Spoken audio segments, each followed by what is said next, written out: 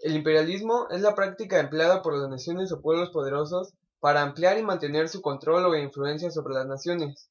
Lo que hacían aquí era aprovechar el máximo número de recursos naturales para utilizarlos en sus industrias o construir puertos para exportar e importar materias primas. En cambio, el colonialismo, que a veces puede ser un tanto confundido o relacionado con el imperialismo, era, implica un control político oficial que supone la elección territorial y la pérdida de la soberanía del país colonizado. Lo que hacían aquí era que este país se llevaba su religión, política y lengua para inculcársela a otro país. Es por esto que en dichos países la lengua tiene una cierta similitud, sus religiones o políticas. También el imperialismo hace referencia a la actitud, doctrina o acción que conduce al dominio de un Estado sobre otro y otros mediante el empleo de la fuerza militar, económica o política. Durante el último tercio del siglo XIX, las potencias europeas desarrollaron una política de expansión colonial acelerada que ya venían gestándose desde el comienzo del siglo. Esta nueva fase de colonialismo, que recibe el nombre de imperialismo, tendía a la formación de grandes imperios y constituyó una constante fuente de conflictos que desembocaron en la Primera Guerra Mundial. Las razones por las cuales los estados han aspirado a crear imperios a lo largo de la historia son de diversas índole y podrían clasificarse en términos generales dentro de tres grupos: económicas, políticas e ideológicas. Asimismo, pueden distinguirse diversas teorías en razón del elemento al que sea de más relevancia. El origen del imperialismo se remonta a la antigüedad y ha adoptado distintos modelos a lo largo de la historia, siendo algunos de ellos más frecuentes que otros dentro de un periodo histórico concreto. En el mundo antiguo, la práctica del imperialismo daba como resultado una serie de grandes imperios que surgían cuando un pueblo, que generalmente representaba a una determinada civilización y religión, intentaba dominar a todos los demás, creando un sistema de control unificado. El imperio de Alejandro Magno y el imperio romano son destacados ejemplos de esta modalidad.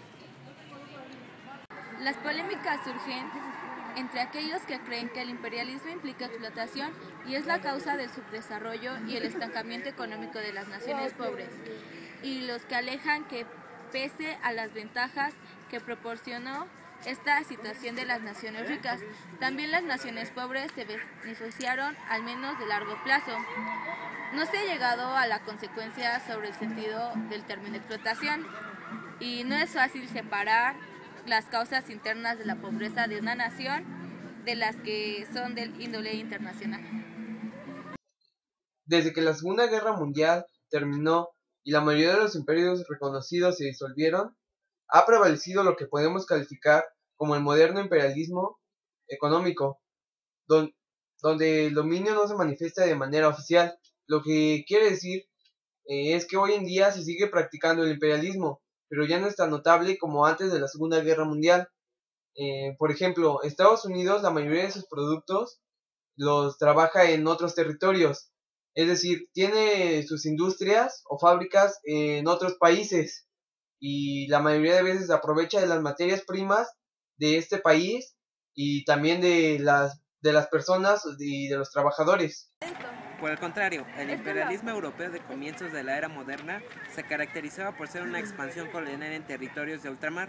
No se trataba de un país que intentaba unificar el mundo, sino de muchas naciones que competían por establecer su control sobre el sur y el sureste de Asia y el continente americano. Los sistemas imperialistas se estructuraron de acuerdo con la doctrina de mercantilismo. Cada metrópoli procuraba controlar el comercio de sus colonias para monopolizar los beneficios obtenidos. Las consecuencias políticas y psicológicas del imperialismo son igualmente difíciles de determinar. Este fenómeno ha demostrado ser destructivo y creativo a la vez. Han destruido instituciones tradicionales y formas de pensar, y las han sustituido por las costumbres y mentalidad del mundo occidental, ya se considere esto un beneficio o perjuicio. Otros autores hacen hincapié en los condicionantes políticos y alegan que la razón principal por la que los estados tienden a expandirse es el deseo de poder, prestigio, seguridad y ventajas diplomáticas con respecto a otros estados. Según esta corriente, el objetivo del imperialismo francés del siglo XIX era recuperar el prestigio internacional de Francia después de la humillación que supuso la derrota en la guerra franco-prusiana.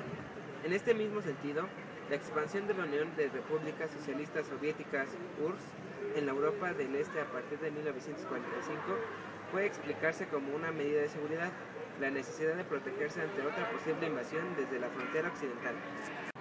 El avance inglés en Birmania era observado nerviosamente por Francia, que tenía misioneros trabajando en Vietnam. Francia se sentía alarmada por los intentos de Inglaterra de monopolizar el comercio. Los franceses ocuparon la ciudad de Saigón y durante los siguientes 30 años extendieron su control sobre el resto del país. En 1884, Francia tomó la ciudad de Hanoi y luego convirtió al imperio vietnamita en un protectorado francés. La última conquista del sureste de Asia ocurrió a finales del siglo XIX. En 1898, durante la guerra con España, las fuerzas navales estadounidenses derrotaron a la flota española en la bahía de Malina. Decidieron así que las Filipinas, que habían estado bajo el control de España, fueran... La teoría más notable que vincula el imperialismo con el capitalismo es la de Karl Marx. Lenin, por ejemplo, consideraba que la expansión europea del siglo XIX era la consecuencia inevitable de la necesidad de las economías capitalistas europeas de exportar su excedente de capital. Del mismo modo, los marxistas contemporáneos explican la expansión de Estados Unidos en el tercer mundo basándose en imperativos económicos. Otras teorías explican el imperialismo basándose en las circunstancias políticas de las naciones más débiles. En lugar de enfatizar los móviles de las naciones poderosas, la interpretación que ofrecen señala que es posible que las potencias más fuertes no tengan intención de expandirse, pero que se ven obligadas a hacerlo debido a la inestabilidad de otras naciones.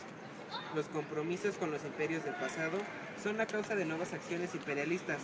La conquista de la India emprendida por Gran Bretaña y la colonización rusa de Asia Central en el siglo XIX son ejemplos clásicos de este tipo de imperialismo. Podemos decir que el imperialismo fue una solución tomada por las grandes potencias europeas para introducir sus productos en nuevos mercados, haciendo que las regiones que se veían afectadas por este proceso obtengan influencias políticas, económicas, sociales, culturales y también religiosas por parte de las naciones involucradas. Es importante mencionar que las regiones colonizadas muchas veces tomaban el idioma de los colonizadores, su religión, y se volvían dependientes de las grandes metrópolis. Actuaban como abastecedoras para las grandes ciudades, las cuales, a su vez, desarrollaban obras como puertos y ferrocarriles para poder transportar las materias primas necesarias para sus industrias.